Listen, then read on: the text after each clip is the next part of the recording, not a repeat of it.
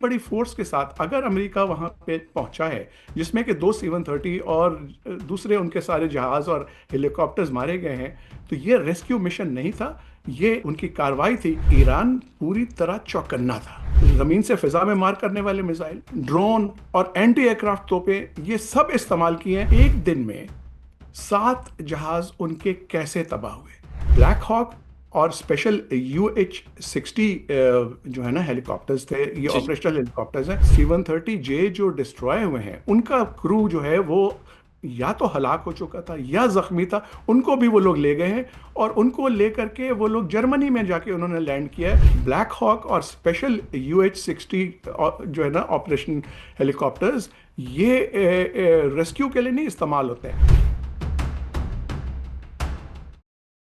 बिस्मिल्लाहिर्रहमानिर्रहीम, अस्सलाम वालेकुम नाज़रीन। अनफूड पाकिस्तान में आप सबको खुश आमदीद कहते हैं। नाज़रीन, अमेरिका की जानिब से एक रेस्क्यू मिशन किया जाता है और वहाँ पर F-15 का जो फाइटर पायलट मौजूद था ईरान के अंदर, उसको बहिफाजत वहाँ से निकाल कर अमरीका वापस ले जाता है। डोनाल्ड ट्रंप की जानिब से मुख्तलिफ क्लेम्स भी किए गए। ये क्या कोई हॉलीवुड की मूवी थी? ये क्या सीन था? किस तरीके से यह ऑपरेशन किया गया और क्या इसकी पॉसिबिलिटीज़ थी? ईरान क्यों नहीं पकड़ पाया? ईरान क्यों नहीं तलाश कर पाया? इसके साथ साथ अभी जो डेडलाइन नई दी गई है, वो भी नाजरीन अमेरिका की जानिब से जो धमकी आवेज़ रवैया अपनाया गया है, उसके बाद ईरान के क्या रिस्पॉन्सेज हो सकते हैं? अमेरिका और इसराइल मिलकर क्या कोई बड़े हमले की तैयारी कर रहे हैं? बड़े हमारे जहन में सवालात मौजूद हैं। इन तमाम तर सवालों के जवाब हासिल करने के लिए हमारे साथ मौजूद हैं दिफाई तज्ज़ियाकार हैं, बैनुल अक़वामी उमूर पर बड़ी गहरी नज़र रखते हैं, पाकिस्तान एयरफोर्स में सर्व कर चुके हैं, ग्रुप कैप्टन SM हाली। अस्सलाम वालेकुम sir and welcome to the show. वालेकुम अस्सलाम and thank you very much for inviting me. जज़ाकल्लाह sir, thank you so much for your time. Sir, सबसे पहले तो मैं ये जानना चाहूँगा कि जिस तरीके से ये हमने एक ऑपरेशन देखा, एक रेस्क्यू मिशन देखा, आप क्या समझते हैं ये कोई रेस्क्यू मिशन था या फिर वाज इट समथिंग एल्स? बहुत अच्छा आपने सवाल किया है और एक्चुअली बाहर के जो एनालिस्ट हैं उनमें I would like to use the word कि the jury is still out to decide कि ये था क्या। ठीक है, डोनाल्ड ट्रंप साहब ने क्लेम किया और अपनी वो विक्ट्री क्लेम कर रहे हैं कि हमारा ये मिशन जो है वो अमली तौर पे कामयाब रहा और वो बहुत ज़्यादा अपने आप को और अपनी आर्म फोर्सेस को थपकी भी दे रहे हैं। लेकिन दूसरी तरफ अगर आप देखें कि जो जितना ज़्यादा उनका गुस्सा है और जिस तरह की वो धमकियां दे रहे हैं और जिस तरह की उन्होंने ज़बान इस्तेमाल की गैर डिप्लोमेटिक, जो कि मतलब ये कि किसी एंकर को भी नहीं सूट करती, और वो एक मुल्क का प्रेसिडेंट जो है जिस तरह की गालियां दे रहा है, तो उससे ये अंदाज़ा होता है कि मामला कुछ और था। और दूसरे ये कि उनको बहुत भारी नुकसान उठाना पड़ा। अब इस बात को तो कोई भी नहीं झुटला सकता है ना कि उस एक दिन में 7 जहाज उनके कैसे तबाह हुए। आपको याद होगा कि पिछली दफा जब आपने मेरा इंटरव्यू लिया था तो मैंने आपको याद दिलाया था 24, 25 और 26 अप्रैल 1980 को, जब ऑपरेशन ईगल क्लॉ उस वक्त के प्रेसिडेंट जो है जिमी कार्टर साहब ने भेजा था ताकि वो रेस्क्यू करा सके अपने एम्बेसी के स्टाफ को, डिप्लोमेट्स को, जो कि तेहरान में एम्बेसी में कैद थे, और जी जी। क्या उनके साथ हुआ था। और अभी मुझे एग्जैक्टली। लगता है कि उस वक्त जो है वो उस वक्त ईरान इतना एडवांस नहीं था, क्योंकि 1980 79 में तो इनकलाब आया था और 80 में तो उनके पास कुछ भी नहीं था। लेकिन उस वक्त कुदरत उनके जो है उनकी मदद को आई थी और वो सारा ऑपरेशन उनका फ्लॉप हो गया था और बुरी तरह जो है नाकाम भी हुआ था और जानी नुकसान भी हुआ था और उनका माली नुकसान भी हुआ था और वो सब कुछ छोड़ छाड़ के भाग गए थे। अब आप फास्ट फॉरवर्ड करें जल्दी से, महीना वही है, अप्रैल है, लेकिन 2026 यानी कि 46 ईयर्स के बाद क्या हुआ है, और इस दफा ईरान तैयार था।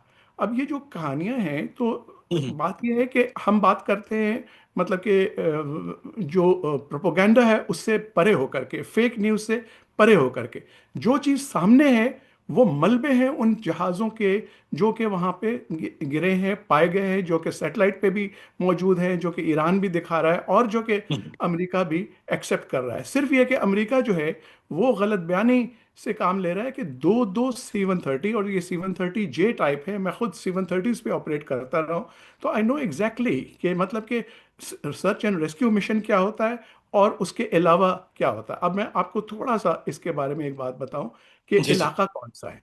ये इस्फहान है, और इस्फहान जो है इसी में ननात्स जो है जो कि उनका जौहरी प्लांट है और सबसे बड़ा, और जहां अमेरिका को शक था कि उसका फिसाइल मटेरियल वहां पे मौजूद है। तो इतनी बड़ी फोर्स के साथ अगर अमेरिका वहां पे पहुंचा है, जिसमें कि 2 C-130 और दूसरे उनके सारे जहाज और हेलीकॉप्टर्स मारे गए हैं, तो ये रेस्क्यू मिशन नहीं था। ये एक स्पेशल उनका जो है ना उनकी कार्रवाई थी, ताकि वो ननाट से फिसाइल मटेरियल को चुरा सकें, और उसके बाद फिर जो भी उन्होंने बात करनी थी ईरान से, वो वन अप वो करके करते। तो मतलब ये कोई रेस्क्यू मिशन सर नहीं थे, ये सिर्फ अफजोदा यूरेनियम को हासिल करना चाहते थे उस साइट से? एक्चुअली रेस्क्यू मिशन जो है वो कवर में था, क्योंकि वो कवर। F-15 तो मार गिराया, ईरानियों जी। ने मार गिराया, उसमें कोई मैकेनिकी खराबी नहीं थी, मार गिराया। और उसके जो एयर क्रू थे, जाहिर है कि उनको बचाना जो है अमेरिकी जो है मिशन स्टेटमेंट में बिल्कुल शामिल है, पूरी कोशिश की जाती है, लेकिन इतनी बड़ी तादाद फोर्स की लेकर के नहीं। और जिस तरह की वो कहानी डाल रहे हैं और जिस तरह का उनका नुकसान हुआ है, वो बिल्कुल उसको जो है ना वो नेगेट करता है। अब देखिए, मोतबर रिपोर्टिंग से यही जाहिर होता है ना कि अप्रैल 2026 का जो रेस्क्यू मिशन था, उसके दौरान ईरानी हथियारों ने अमेरिकी तैयारों को नुकसान पहुंचा, लेकिन वॉशिंगटन ने कई नुकसानात को मैकेनिकी खराबी से मंसूब कर दिया, यानी ताकि वो ईरान को क्रेडिट दे ही ना सके। लेकिन ईरान के जखीरे में, यानी कि मैं फिसाइल मटेरियल की बात कर रहा हूं, उनको जो है बचाने के लिए जाहिर है ईरान पूरी तरह चौकन्ना था। और उसने जो है जमीन से फिजा में मार करने वाले मिसाइल, ड्रोन और एंटी एयरक्राफ्ट तोपें, ये सब इस्तेमाल किए हैं। और जो मेरा अंदाजा है, वो इसमें भरपूर उन्होंने किरदार अदा किया। और आपका जो ओपनिंग स्टेटमेंट था कि क्या ये हॉलीवुड मूवी है, अफसोस ये है कि अमेरिकी जो है ना, वो ज़्यादातर हॉलीवुड में ही रहते हैं। और एग्जैक्टली। मतलब ये कि उससे बाहर नहीं निकले, क्योंकि मैंने इनके साथ एक्सरसाइजेज वगैरह भी किए, बहुत अच्छी, बहुत प्रोफेशनल फोर्स है। लेकिन बेटा, बात यह है कि इतनी भी नहीं है जितना कि वो अपने आप को पेश करते हैं। और इसमें देखें, ब्लैक हॉक और स्पेशल UH-60 जो है ना ऑपरेशन हेलीकॉप्टर्स, ये रेस्क्यू के लिए नहीं इस्तेमाल होते हैं। फिर उसके बाद 8 बोल्ट थंडर जो है 2 जो है ना एयरक्राफ्ट, कुवैत से उन्होंने भेजा था, उसको निशाना बनाया गया। और उसके अलावा ये कि अमेरिकी C-130J जो है, और एक छोड़ दो दो, और उनके अंदर सारा क्रू था। अब ये मैं क्रेडिट दूंगा कि जो एयर क्रू गायब था, जो उनको में नहीं मिल रहा था, उसको उन्होंने बचा भी लिया। हो सकता है कि उन्होंने जो, मतलब कि जो मुझे नजर आ रहा है एज एन एनालिस्ट, कि उन्होंने इसमें थोड़ा सा ईरानियों को झांका दिया, कि उन्होंने पहले से डिक्लेयर कर दिया कि हमने इसको पकड़ लिया है और हमने इसको रेस्क्यू कर लिया और हम ले गए, जबकि वो अभी तक तलाश कर रहे थे, ताकि ईरानियंस थोड़ा सा रिलैक्स हो जाए। और उसमें वो सक्सेसफुल रहे हैं अमेरिकी, उसको वो बचा के ले गए। अच्छा, लेकिन मतलब वाकई पहले ये नैरेटिव बनाया गया कि हमने रेस्क्यू कर लिया, लेकिन असल रेस्क्यू उसके बाद किया गया। असल रेस्क्यू उसके बाद किया गया। वो थोड़ा सा टाइम दे रहे थे, जो लोग आखिर उसको बचाने में कामयाब हुए। लेकिन जो C-130J जो डिस्ट्रॉय हुए हैं, उनका क्रू जो है वो या तो हलाक हो चुका था या जख्मी था। उनको भी वो लोग ले गए हैं, और उनको ले करके वो लोग जर्मनी में जाके उन्होंने लैंड किया है। और अब क्लेम ये करेंगे कि ये तो ईरान में जो है ना कोई लॉस नहीं हुआ। तो अगर कोई लॉस हुआ है तो वो जर्मनी में है, तो मतलब ये कि ह्यूमन लाइफ को से भी वो खेल रहे हैं। जो उनके रिश्तेदार हैं, या तो हलाक हो चुके हैं या जख्मी हैं, बहुत बुरे हाल में हैं। मुझे अंदाजा है कि C-130 कुछ मतलब हमने क्रैशेस देखे हैं, ज़ियाउल हक साहब वाला भी क्रैश देखा था, और ये सब इतना आसान नहीं होता। जिस तरह का मलबा ये नजर आ रहा है, उसमें से जिंदा बचना बहुत मुश्किल था। आपने बताया कि ये जो फ्लीट या फिर एक ग्रुप भेजा गया था, जिसके अंदर आपने बताया कि C-130 थे, ये एक्चुअली जो रेस्क्यू मिशन है उसके लिए नहीं भेजे जाते। तो मैं यही आपसे जानना चाह रहा था, क्योंकि आपका एविएशन का बैकग्राउंड है, रेस्क्यू मिशन एक कैसे होता है? उसके अंदर कोई तैयारे भेजे जाते हैं, हेलीकॉप्टर्स भेजे जाते हैं, कौन से भेजे जाते हैं? इस हवाले से भी सर मैं जानना चाह रहा था। नहीं, देखिए, ये मैं दाद देता हूँ अमेरिकी आर्म फोर्सेस की, और ये चीज़ हमारे यहाँ भी है कि नो मैन लेफ्ट बिहाइंड का प्रिंसिपल होता है। कि अगर आपको पता चल जाए कि आपका कोई एयर क्रू जिंदा बचा होगा, बल्कि कोशिश ये की जाती है कि अगर उसकी लाश भी हम ले आएं, क्योंकि जाहिर है उसकी लाश के ऊपर भी सियासत की जाती है। मुझे नहीं उम्मीद है कि ईरानी ऐसा करते हैं, लेकिन बहरहाल एक आपके तो जहन में यही होता है ना कि हमारा एयर क्रू चाहे जिंदा है चाहे मुर्दा है, उसको हम ले आएं, दूसरे के आप आंसरेबल हैं उनके फैमिली मेंबर्स को भी। तो उसके लिए जो मिशन प्लान होता है, उसमें जाहिर है कवर के लिए फाइटर होता है। और उसके अलावा अल्टीमेट जो रेस्क्यू होता है वो C-130 से होता है। उसके अंदर स्पेशल जो है फोर्सेस के लोग होते हैं जो जा करके उसको उठा ले, और एक या दो हेलीकॉप्टर्स उसके साथ जाते हैं। अब ये जो नज़र आ रहा है ये उससे बहुत बड़ी फ्लीट थी, और ये फ्लीट जो है मेरा नहीं ख्याल कि ये रेस्क्यू के लिए थी, ये उसी घिनौने मंसूबे से आई थी कि ननाज से फिसाइल मटेरियल को वो चुरा लें और फिर ईरानियों को वन डाउन करें। अच्छा सर, ये जिस तरीके से आपने बताया कि C-130 का इस्तेमाल किया गया था, तो हम्म। C-130 को निशाना कैसे बनाया गया, और फिर जब निशाना बनाया गया उनकी ज़ाहिर सी बात है डेड बॉडीज़ कैजुअलिटीज़ भी हुई होंगी, जैसा मलबा हमें नज़र आ रहा था जिस तरीके से आपने बताया, तो फिर उनको वापस किस तरीके से ले जाया गया होगा? जो ब्लैक हॉक और स्पेशल UH-60 जो है ना हेलीकॉप्टर्स थे, ये जी जी। ऑपरेशनल हेलीकॉप्टर्स हैं। इनको जहां तक मेरा अंदाजा है, क्योंकि ये कम परवाज करने वाले तैयारे और हेलीकॉप्टरों के खिलाफ जो मौसर चीज़ है, वो जो मतलब कि ईरानी सलाखाने में यानी उनके आर्सेनल में मौजूद है, वो है हम्म, TOR-M1 SA-15 मिसाइल, जो कि गॉन्टलेट के नाम से, और ये रूसी साख्त का होता है। अच्छा, फिर अब आते हैं कि A-10 थंडरबोल्ट 2 जो है, जी। इसको कुवैत के करीब निशाना बनाया गया। और ये जहां तक मुझे अंदाजा है ये सैयद 2 या सैयद 3 जो है ना मिसाइल से मारा गया है, और ये दरमियाने फासले का मिसाइल है। टेक्नोलॉजी जो है ये ईरानी अपनी साख्त है, मतलब इसमें कोई रूसियों का या चीनियों का कमाल नहीं है। और लड़ाका तैयार है, और ड्रोन्स को रोकने के लिए ये उन्होंने तैयार किया है। अब हम्म, आते हैं जो C-130 तैयारे हैं। जी। C-130 एक्चुअली मतलब having operated and I have 4,500 hours plus on it, मैं आपको बता रहा हूँ कि सिटिंग डक होता है बेचारा, हम्म, अपना दिफा नहीं कर सकता। उसकी दिफा के लिए ऑल्दो अमेरिका के पास गनशिप C-130s भी हैं, लेकिन ये जो जे वाले हैं, ये मेरा नहीं ख्याल कि ये आम थे। तो इनकी इनके बचाव के लिए फिर वो ऊपर से कवर देते हैं फाइटर्स से, या हम्म, ब्लैक कोबरा, या उनके जो अटैक हेलीकॉप्टर्स हैं। अच्छा, जी जी। इसको जो है ना इन्होंने, मेरा ख्याल है कि तवील फासले का जो मिसाइल है उनका बावार 373, ये जो है ना जो रूसी साख्त का S-300 है, उसकी हम्म, सॉर्ट ऑफ कॉपी है। लेकिन अगेन जो मेरी इत्तलात है, ये ईरानियों ने खुद ही इसको डेवलप किया है, और ये बैक वक्त कई अहदाफ को निशाना बनाने की सलाहियत रखता है। और एक छोड़ दो दो उन्होंने मार गिराए, जिसको कि आप अमेरिकी कह रहे हैं कि ये मैकेनिकल फेलियर या हम्म, तकनीकी खराबी की वजह से उतरा है। तो इसलिए ये तो झूठ उनका यहीं पे पकड़ा जाता है। अच्छा, उसके अलावा जो कम बुलंदी पे हेलीकॉप्टर आते हैं, जो आपका सवाल था उसमें जवाब भी मिल जाएगा कि उनको जी जी। उठाया कैसे आखिर, उनके कैजुअलिटीज को या उनके बंदों को, या जो F-15 का जो पायलट था, हम्म, वो उन हेलीकॉप्टर्स को गिराने के लिए एंटी एयरक्राफ्ट जो उनके पास तोपें हैं, ये भी बेसिकली ये भी रशियन ओरिजिन की और है तो पुरानी, लेकिन यहाँ पे मेरा ख्याल है कि कारामद हुई है। ZSU-23-4 शिल्का या ZU-23-2, ये दो उन्होंने वहाँ पे लगाए हुए हैं, और ये दोनों उन्होंने इस्तेमाल किए हैं। उसके अलावा उन्होंने मुहाजिर और शाहिद ड्रोन्स जो हैं वो लॉन्च किए।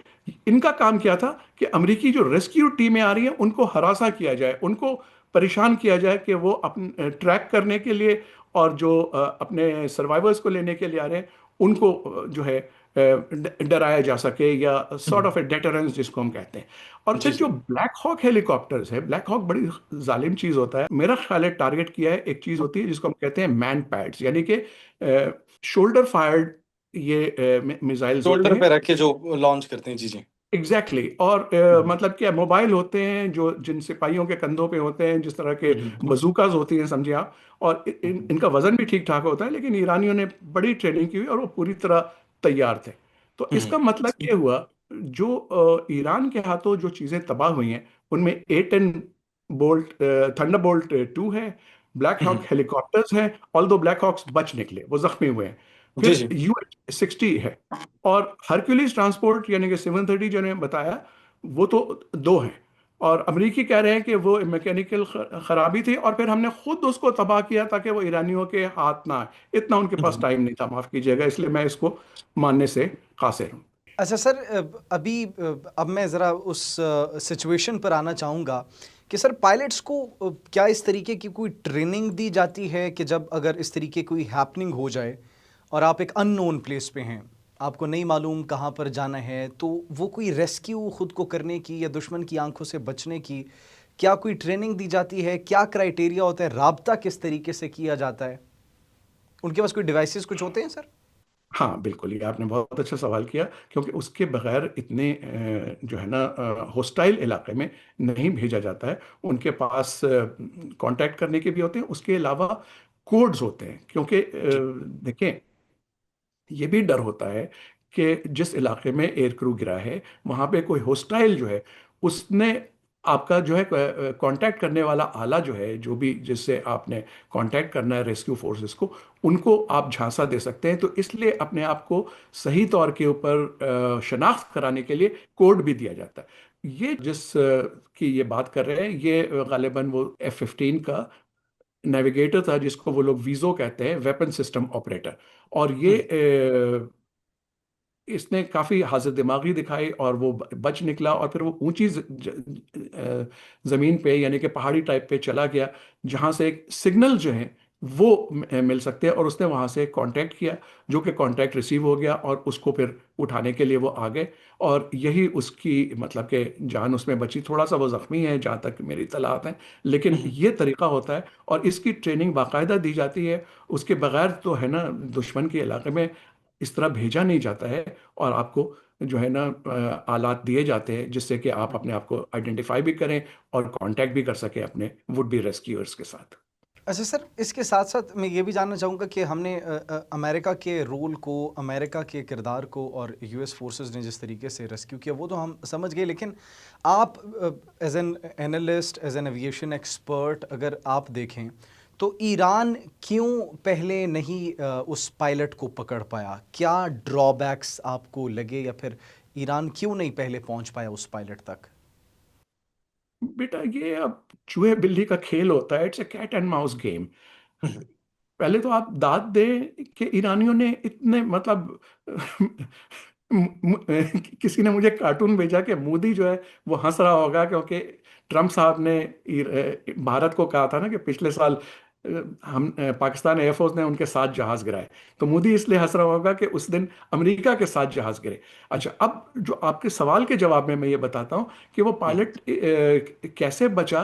कि उसके पीछे तो सारे ये लोग उसकी तलाश में थे। हम्म। ईरानियों की बात कर रहा हूँ, और जी जी। अमरीकी भी तलाश में थे। लेकिन अमरीकियों ने यहाँ के ऊपर, और अगर आपने कल तकरीर सुनी हो या देखी हो ट्रम्प हम्म। साहब की, वो सीआईए के डायरेक्टर को भी ले आए थे कि उन्होंने, और उसूलन उनको इस तरह से अनफोल्ड नहीं करना चाहिए था पब्लिक के सामने। बहरहाल वो अब अपनी शेखी बगाड़ने में और भी बहुत कुछ, और जोश खिताबत में फजूल बातें भी कह गए। लेकिन असल बात यह है कि उन्होंने झांसा दिया। उन्होंने पहले ये जो है ना ईरानियों को थोड़ा सा उसके क्या कहते हैं उसको उसकी तलाश में हिंड्रेंस करने के लिए ये हम्म। ऐलान कर दिया कि हमने तो उसको पकड़ लिया, हाँ सॉरी, हमने रेस्क्यू कर लिया और वो हमारे कब्जे में। तो ईरानी थोड़ा सा रिलैक्स कर गए, और ये एक छोटी सी विंडो मिली अपॉर्चुनिटी की, हम्म। जिसमें कि वो उसको बचा ले गए।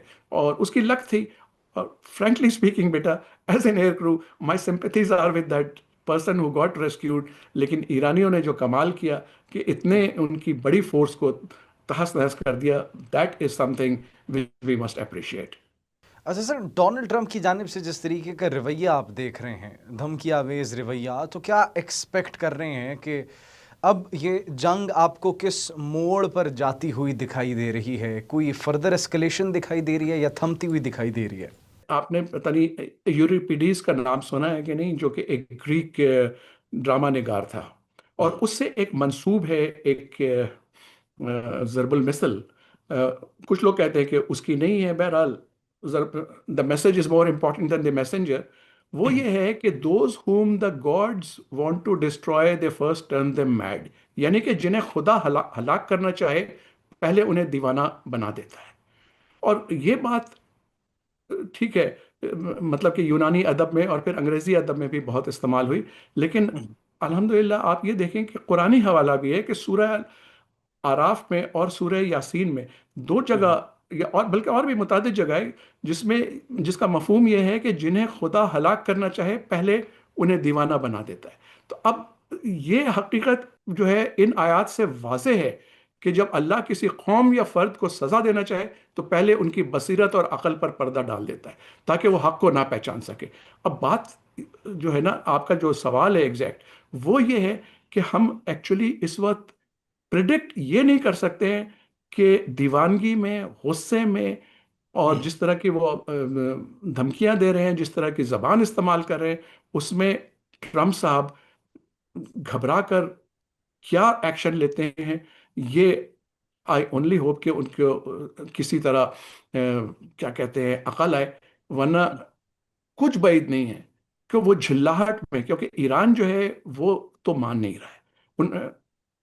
पूरी कोशिश हो रही है, पाकिस्तान जो है वो मीडिएशन की कोशिश कर रहा है, बल्कि मीडिएशन से ज़्यादा हम लोग पैगाम रसानी कर रहे हैं, क्योंकि अभी तक डायरेक्ट तो ना मुलाकात हुई है ना बात हुई है ईरान की और अमेरिका की, लेकिन पाकिस्तान इसमें बहुत भरपूर किरदार अदा कर रहा है और अल्लाह करे कि कामयाब हो। लेकिन बात यह है कि आमीन। हाँ आमीन, जो धमकियां दी जा रही है ना, उसमें कुछ बैद नहीं है कि अपने दीवानगी में, अपने पागलपन में वो वाकई में वो इस तरह की हरकतें कर बैठे। अब अगर आप उसके बारे में सवाल करना चाहते हैं कि जिस तरह के उसने धमकी दी है, यानी कि उनके एनर्जी इंफ्रास्ट्रक्चर को सर निशाना बनाने की धमकी दी गई है, आबनाए हरमस को न खोला गया तो उसके हवाले से बड़ी पथेटिक लैंग्वेज इस्तेमाल की गई है, जैसे एंकर्स भी अब नहीं बोलना चाहेंगे, बल्कि किसी को भी नहीं बोलनी चाहिए हेड ऑफ द स्टेट। तो इसके बाद सर क्या अगर ऐसा होता है जिस तरीके से वो धमकियां दे रहे हैं, तो ईरान का रिस्पॉन्स क्या होगा?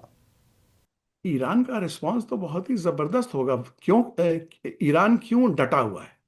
हम्म। पहली बात तो यह है कि मैं यहाँ पे फैज अहमद फैज का एक शेर दोहराना चाहूंगा जी जी। कि मिट जाएगी मखलूक तो इंसाफ करोगे, मुनसिफ हो तो हशर उठा क्यों नहीं देते। ये सवाल लोग कर रहे हैं, लेकिन यहां पे मुनसिफ ने अकल दी है। किसको अकल दी है? ईरानियों को अकल दी है। और ये जो अकल है, ये सदियों से, अगर आप तारीख के औराक पलटे जल्दी जल्दी तो देखेंगे कि उमैयद और अब्बासी खिलाफत के दौरान दुनिया के जितने बेहतरीन साइंसदान थे वो कहाँ थे? कहाँ से थे? वो इसी खित्ते के थे। और मतलब कि एल्गोरिदम्स की आप बात कर रहे हैं, व्हाट इज एन एल्गोरिदम? अल ख्वारिज़मी का आपने नाम सुना है? अल ख्वारिज़मी के अल्फाज। नाम ही एल्गोरिदम है, यानी कि was the father of modern algebra. और मैं आपका टाइम नहीं जाया करना चाहता हूं, लेकिन बात यह है कि ये सारी जो है मेरास है उन अक्लमंद साइंसदानों की और इस खित्ते की है। और इन्होंने अपनी अकल को इस्तेमाल करके गुज़श्ता 4 साढ़े 4 दहाइयों में अपना जहन लगा करके अब तैयारी कर ली है। और अगर अमेरिका जो है और इसराइल वो इतनी जो है एक्सट्रीम हरकत करता है, तो मेरा नहीं ख्याल कि ईरानी जो है वो निचले बैठेंगे। उन्होंने तैयारी की हुई है और उन्होंने कह दिया हुआ है कि हम ईंट से ईंट बजा देंगे। कहाँ की भला? जितनी अमेरिकन बेसेस हैं उस खत्ते में, जितने जी। जो गल्फ कंट्रीज के जो मतलब ये कि इंफ्रास्ट्रक्चर है जो कि वॉर को सपोर्ट कर रहा है, वो कह रहे हैं कि हम उसको भी नहीं छोड़ेंगे। और एक्चुअली डूम्सडे सिनेरियो है। मुझे उम्मीद है कि कहीं ना कहीं कोई अकल आ जाएगी, क्योंकि अगर आप कल की प्रेस कॉन्फ्रेंसेस देखें जिसमें कि खुद अमेरिकन सेनेटर्स ने, अमेरिकन पब्लिक ने और अमेरिकन मीडिया ने पीट सेगेट जो है उनका वजीर दिफा या सेक्रेटरी दिफा। दफा कह लें, वॉर और सेक्रेटरी पीट हेगसेथ। जी जी। हाँ, और पीट हेगसेथ, और उसके अलावा खुद डोनाल्ड ट्रंप को डायरेक्टली लोगों ने कहा है कि we don't trust your mental state. तो अगर लोग खुद क्वेश्चन कर रहे हैं, जिसके ऊपर जाहिर है उन जर्नलिस्ट को और उन एनालिस्ट को और उन क्या कहते हैं उनके सियासतदानों को चुप कराने की कोशिश की गई है, लेकिन वो लोग क्वेश्चन ये कर रहे हैं कि आप कर क्या रहे हैं। अगर ऊपर तले उनके आर्मी चीफ 4 या 5 जनरल को उन्होंने क्यों फारिग किया? क्योंकि उन्होंने इनकार किया था कि ये जो आप मैन ऑन ग्राउंड यानी कि बूट्स ऑन ग्राउंड भेज रहे हैं, तो this will be A not only A suicide mission, it will be complete disaster. तो उनको घर भेज दिया गया। तो अब मुझे ये उम्मीद है कि खुद उनके कौम उनको रोकेगी कि मतलब जिसको हम आम इस्तिलाह में कहते हैं कि बंदे दे पुत्र बन जाओ। अच्छा सर, आखिर में मैं आपसे ये भी जानना चाहूँगा, जो हमने अभी रेस्क्यू मिशन और समथिंग एल्स की बात की, तो वो समथिंग एल्स के लिए जो ये आए हुए थे, क्या उसमें इनको कामयाबी हासिल हुई, वो जो एनरिच्ड यूरेनियम के लिए आए थे, या फिर नहीं, नाकामी के साथ वापस गए और उसको अपनी विक्ट्री क्लेम किया इन्होंने? नहीं नहीं, देखिए उस अगर तो उसमें थोड़ी बहुत भी काम है, पहले तो ये कि ईरानी कच्ची गोलियां नहीं खेले हुए हैं, उनको भी पता था कि वो इसके पीछे आएंगे। और अगर वो अगर मतलब ये कि दुश्मन ये समझता है कि वो सारी चीज़ें जो हैं all the eggs in one basket होंगे, ऐसा नहीं है, उन्होंने उसको मूव कर दिया है। और दूसरे ये कि अगर वो ले गए होते तो इस वक्त तो वो नाच रहे होते सड़कों के ऊपर, हम्म। उनको तो टोटल जो है ना डिजास्टर हुआ है। तो इसलिए मैं समझता हूँ कि they not only they did not succeed, वो अब सिर्फ अपनी खिफत मिटाने के लिए अपने बड़ा बोल बोल रहे हैं, और उसके अलावा ये कि झिल्ला करके वो धमकियां दे रहे हैं। अगर सक्सेसफुल होते तो इस वक्त सूरत हाल और होती। अगर सक्सेसफुल होते तो इस वक्त सूरत हाल और ही। Thank you so much for your time sir, it was really nice once again having a conversation with you. बड़ा अच्छा लगा कॉन्वर्सेशन करके। और ये जो समथिंग एल्स था, ये जो जिसको रेस्क्यू मिशन कहा जा रहा था, उस हवाले से जितने हमारे डाउट्स थे, सवालात थे, हमारे जहनों में जो खदशात थे, वो भी दूर हुए। तो सर इंशाल्लाह एक मरतबा फिर से आपसे इसी प्लेटफॉर्म पर मुलाकात होगी, एक और इशू के ऊपर, और इसी तरीके से आपकी एक्सपर्ट ओपिनियन एनालिसिस हम अपनी ऑडियंस तक पहुंचाएंगे। नाज़रीन, इसी के साथ मुझे इजाज़त दीजिए। कमेंट सेक्शन में अपनी कीमती राय से ज़रूर आगाह कीजिए। अपना बहुत ख्याल रखिए। अल्लाह निगहबान।